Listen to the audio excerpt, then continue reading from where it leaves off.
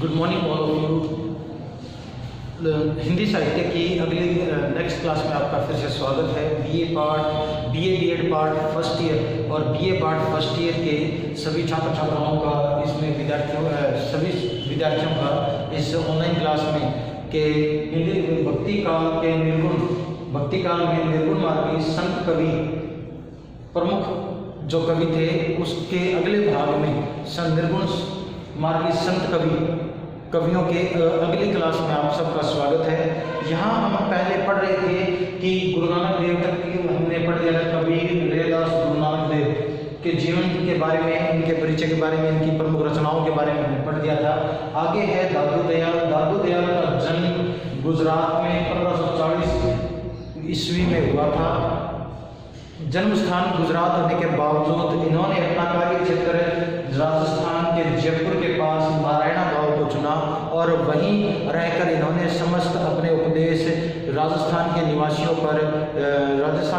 को दिए और राजस्थान से अपने दादू पंथ की नई विचारधारा को चारों ओर पश्चिम भारत में प्रसारित किया। इनके अनेक जातियों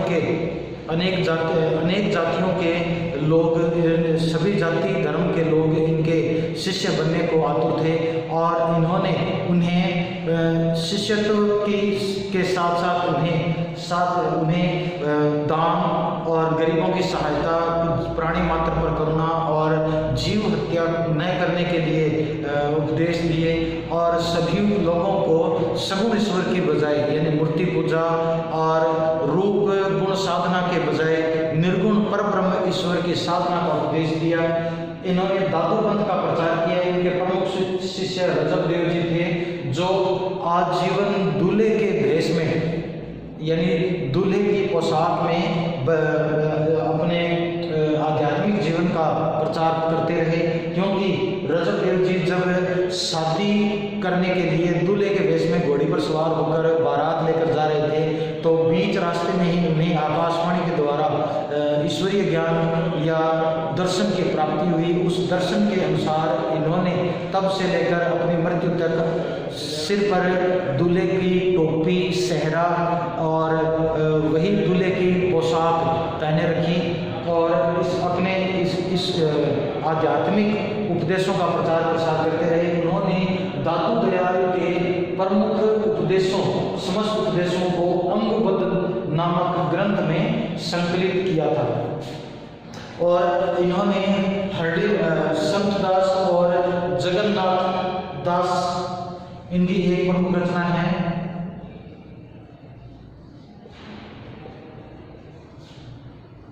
हरडेवाणी,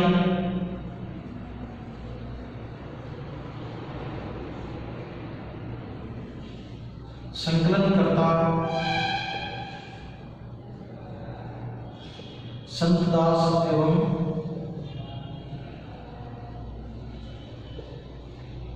जगन्नाथ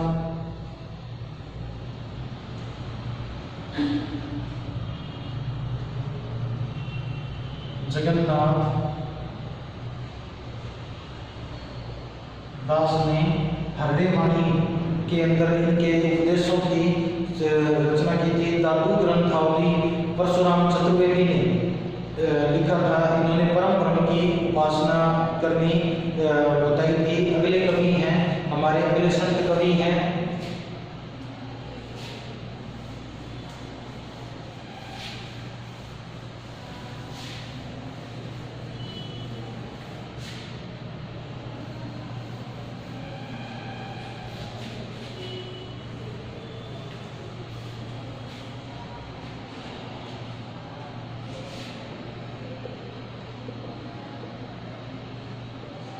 संत कवि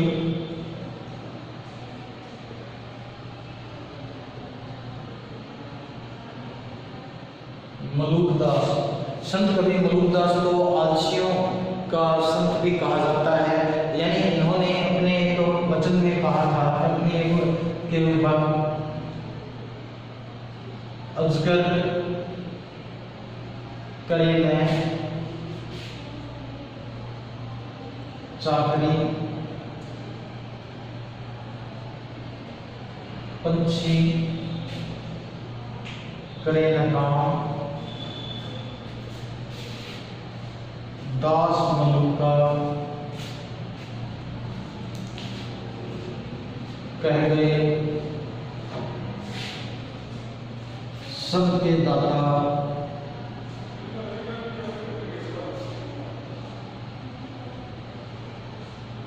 सबके दाता राम। इस दोहे में इन्होंने आलसीपन का परिचय देते हुए कहा है कि इस संसार में अजगर जो एक सरीसृप है कभी भी किसी की नौकरी नहीं करता, लेकिन और पक्षी कभी भी हल जोतने या निराई का काम नहीं करते, कभी भी कोई मेहनत का काम नहीं करते, लेकिन फिर भी इस संसार का जो निर्गुण ईश्वर है, जो सर्वत्र व्याप्त है और सब जीवों के भोजन पानी का प्रबंध जिसने किया है वह सबके लिए भोजन उपलब्ध कराता है। उसी तरह मलुकदास भी कहते हैं कि मनुष्य को अपने सांसारिक जरूरतों की ओर ध्यान न देकर केवल प्रभु भक्ति में अपना ध्यान लगाना चाहिए, तभी मनुष्य ईश्वर के प्रति ईश्वर के निकट आता जाता है।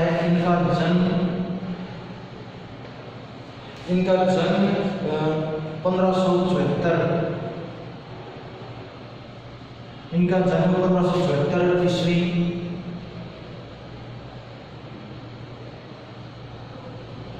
इलाहाबाद में हुआ। इनकी प्रमुख रचनाएं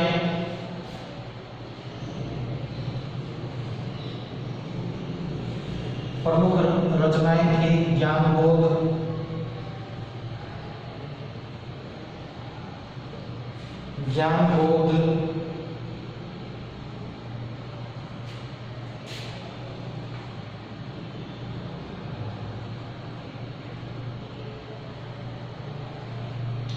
इनकी प्रमुख रचनाएं ज्ञानबोध, भक्ति विवेक, बारखड़ी,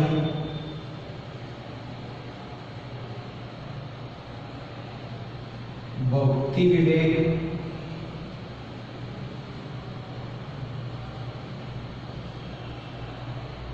बारखड़ी, श्री रामलीला, रामावतार लीला,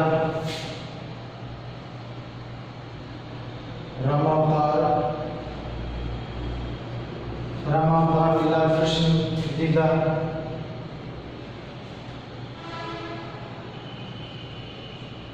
ध्रुव चरित्र,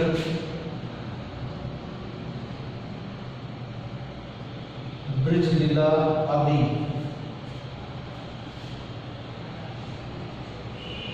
ये आलसियों का महामंत्र इन्हीं का रचा हुआ था जो ऊपर लिख दिया गया है, और इन्होंने निर्गुण भक्ति परंपरा में अपना महत्वपूर्ण स्थान दिया। अगले कवि हैं सुंदरदास जी, जिनका जन्म 1596 ईस्वी।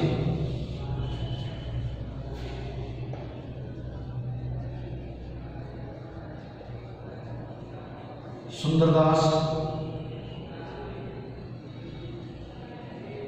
जन्म 1596 ईस्वी में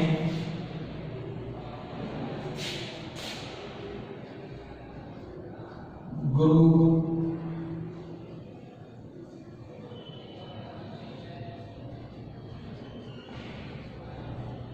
दादू दयाल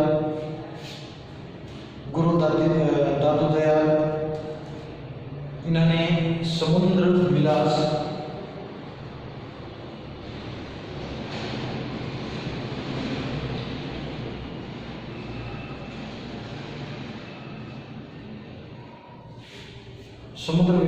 और ज्ञान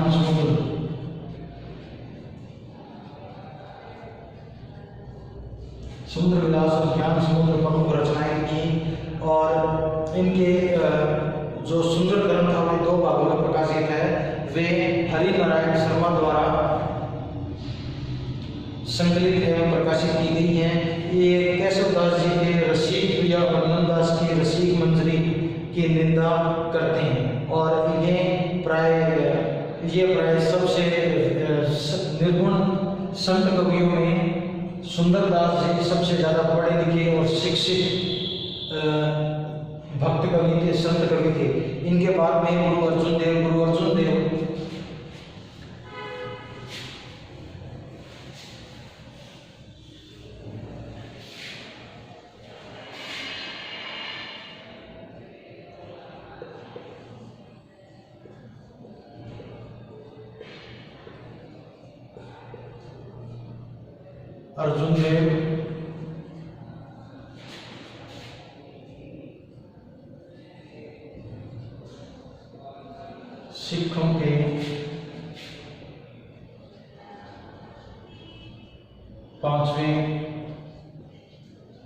सिखों के पांचवें गुरु,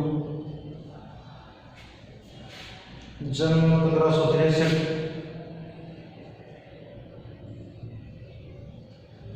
1563 में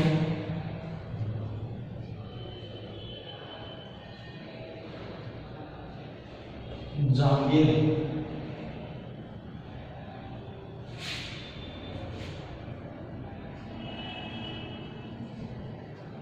सलीम के समकालीन थे।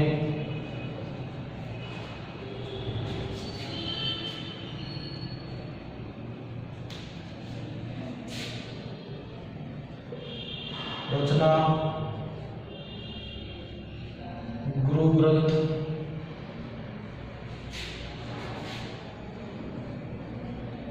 साहिब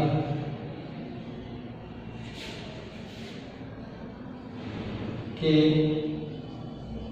रूप में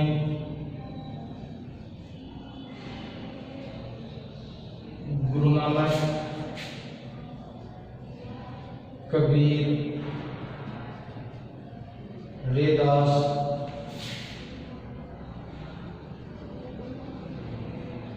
आदि के एवं स्वयं रचित दोहों का 6000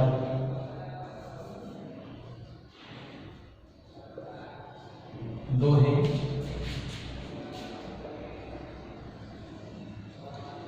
संकलित किए थे।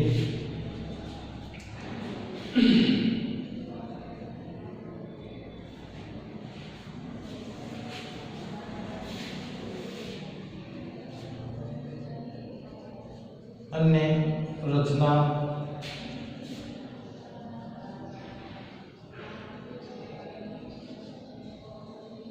सुखमणि, अन्य रचनाएं सुखमणि, 52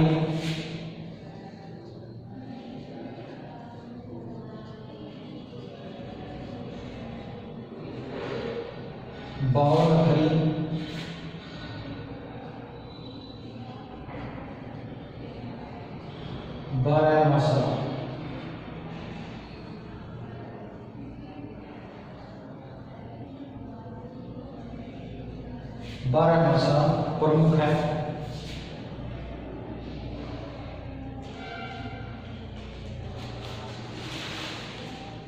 फिर इसके बाद में अगले 8वें हैं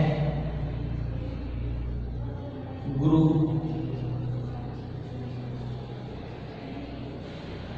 गोविंद सिंह। गुरु गोविंद सिंह, इनका जन्म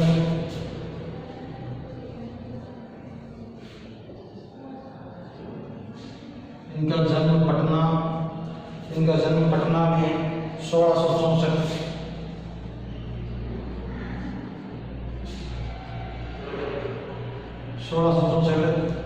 पटना में हुआ।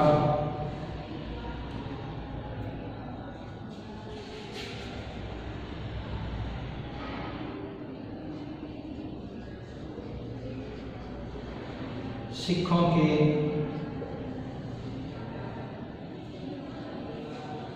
खालसा पंथ के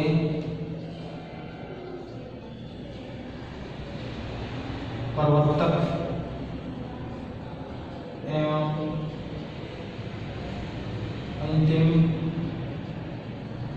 सिख गुरु थे। गुरु गोविंद सिंह अंतिम सिख संप्रदाय के अंतिम गुरु थे। इन्होंने खालसा पंथ की स्थापना करके सिखों को एक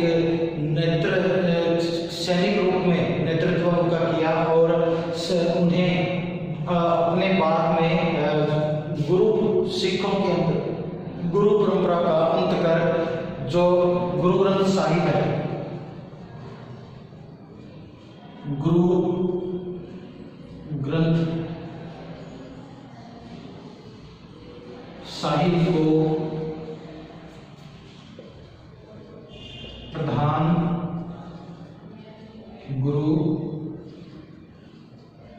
बनाया। गुरु ग्रंथ साहिब को ही प्रधान गुरु आगे बनाया।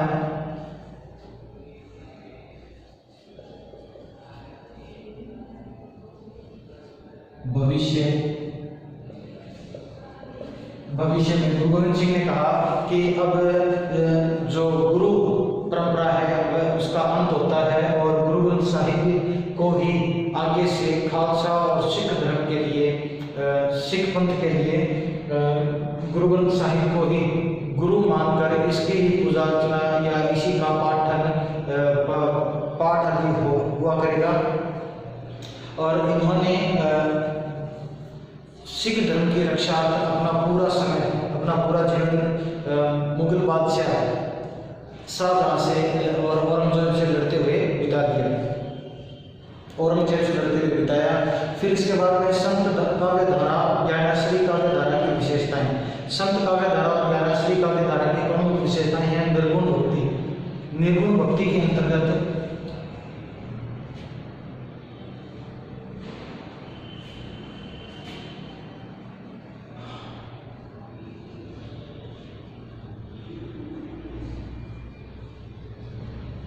संत काव्य धारा, काव्य की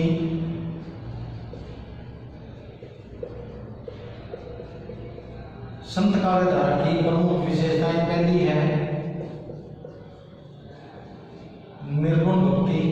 निर्गुण भक्ति से संत कवियों का तात्पर्य था कि जितने भी धर्म गुरु, जितने भी धर्म हैं उनमें ईश्वर का कोई साक्षात्कार रूप नहीं है। जिस ईश्वर ने इस समस्त संसार की रचना की है उसका स्वयं का आकार मनुष्य के लिए जान पाना असंभव है। मनुष्य ईश्वर के अनंत और विस्तारित रूप का अंदाजा नहीं लगा सकता। और संत कवियों ने ईश्वर के सगुण रूप का बिल्कुल यानी मूर्ति पूजा, छापामाला, तिलक, कर्म कांड, यज्ञ, हवन इत्यादि का पूजो विरोध किया। इनका मानना था कि ईश्वर के निर्गुण रूप को ही पर ब्रह्म रूप में ध्यान और समाधि लगानी आवश्यक है। दूसरा था सगुण भक्ति का विरोध।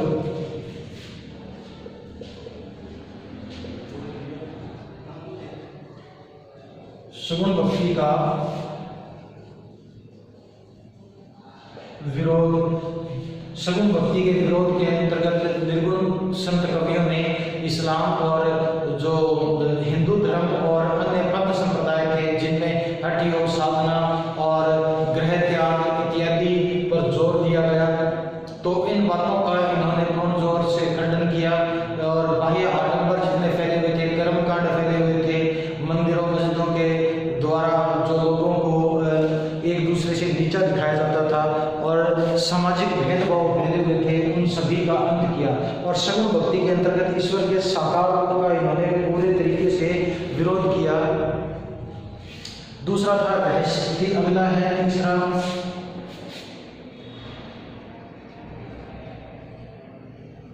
रहस्यवाद। रहस्यवाद से तात्पर्य है कि कबीर, रैदास, गुरु नानक देव और दादू दयाल निर्गुण कवियों ने ईश्वर की जितने भी ईश्वरीय ज्ञान को उपदेशों, रहस्यवादी उपदेशों के माध्यम से रहस्य के रूप में या दृष्टांतों के रूप में उदाहरण देकर समझाया, नए कि लोगों को स्पष्ट रूप से बताया। और रहस्यमयी अलौकिक बातों के रूप में यानी दृष्टांतों के रूप में इन लोगों को ईश्वरीय ज्ञान बयान दिया था। और प्रमुख रूप से इन्होंने अपने रस व्यंजना अगला है भाषा शैली।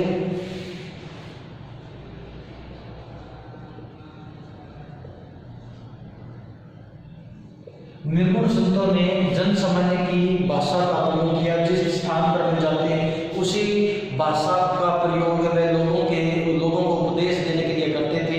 जैसा समाज या देश का होता था वैसी ही भाषा और बोली का प्रयोग निर्गुण संतों ने अपने ज्ञान को प्रचारित करने के लिए, ईश्वरीय ज्ञान को प्रचारित करने के लिए किया। संत काव्यों की प्रमुख भाषा जो थी वह सुगुड़ी या खिचड़ी भाषा थी, जिसमें राजस्थानी, ब्रज बोली, खड़ी बोली, फारसी और अवधी भाषा का प्रयोग मुख्य रूप से होता था। और ये एक रूप से भावात्मक, रहस्यवादी और संगीत में उपदेश लोगों को दिया करते थे। रूढ़ियों और आडंबरों का विरोध अगला था। रूढ़ियों एवं आडंबरों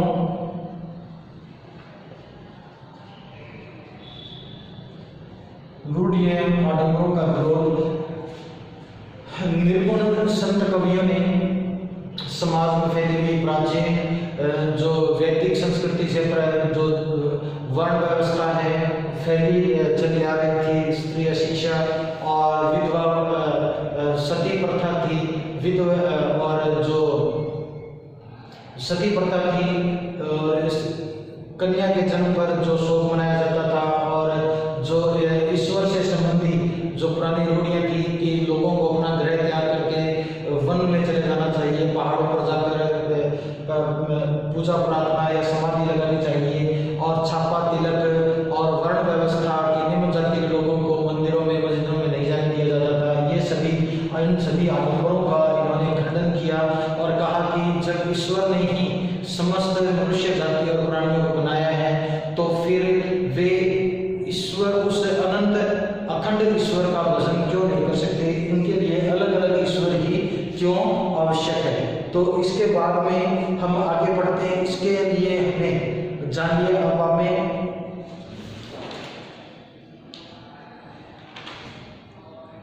इसमें आगे है सूफी या प्रेमाश्री काव्यधारा। निर्गुण संत कवियों की विशेषताओं के बाद में अब आगे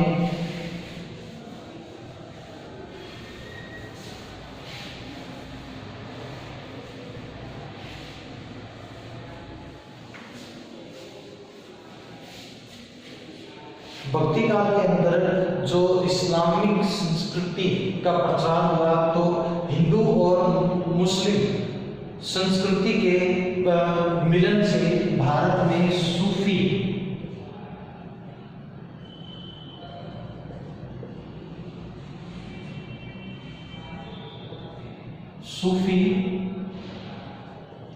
या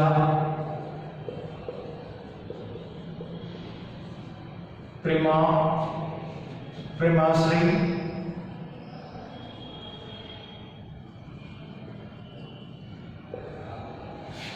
सूफी या प्रेमाश्री काव्यधारा भक्ति काल के अंतर्गत भक्ति काल में हिंदू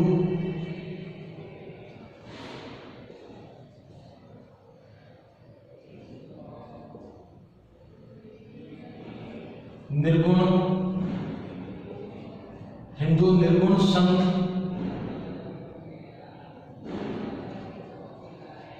परंपरा व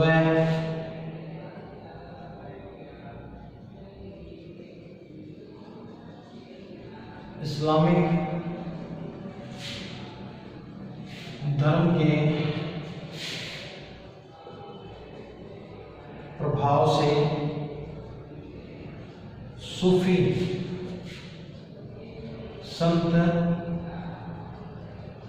परंपरा का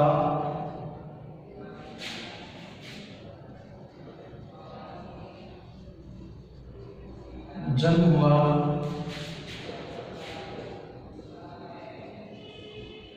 जिसमें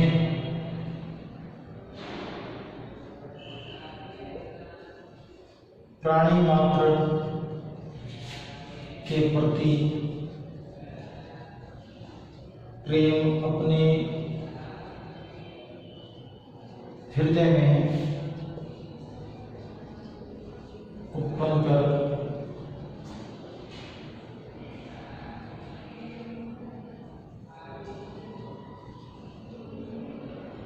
ईश्वर की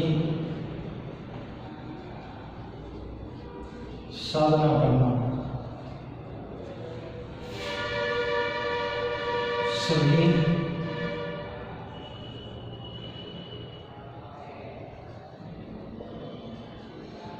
मनुष्यों को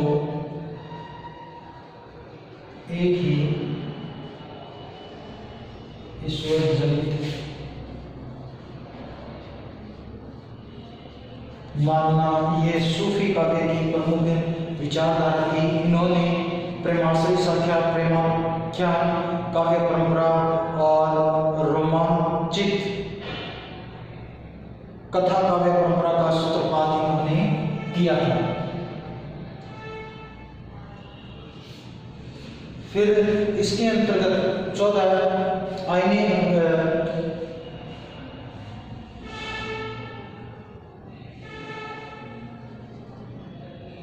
भारत में सूफी मत का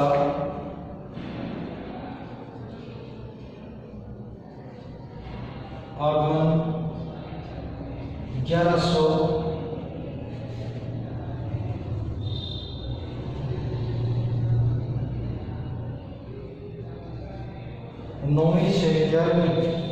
9वीं से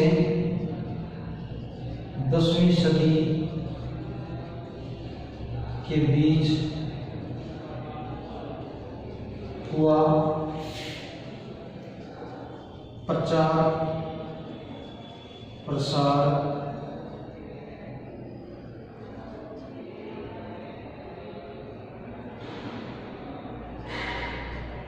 ख्वाजा मोइनुद्दीन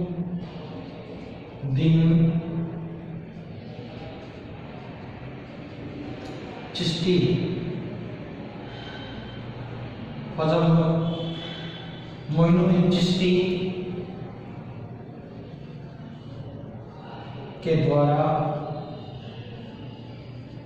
हुआ।